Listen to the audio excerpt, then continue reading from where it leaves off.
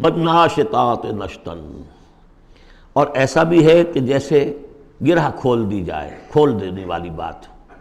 اس حدیث میں آیا ہے کہ مومن کی جان جب فرشتہ قبض کرتا ہے تو ایسے محسوس ہوتا ہے اسے کہ جیسے بند منہ تھا ایک مشک کا، اس میں سے ایک قطرہ نکل گیا بس۔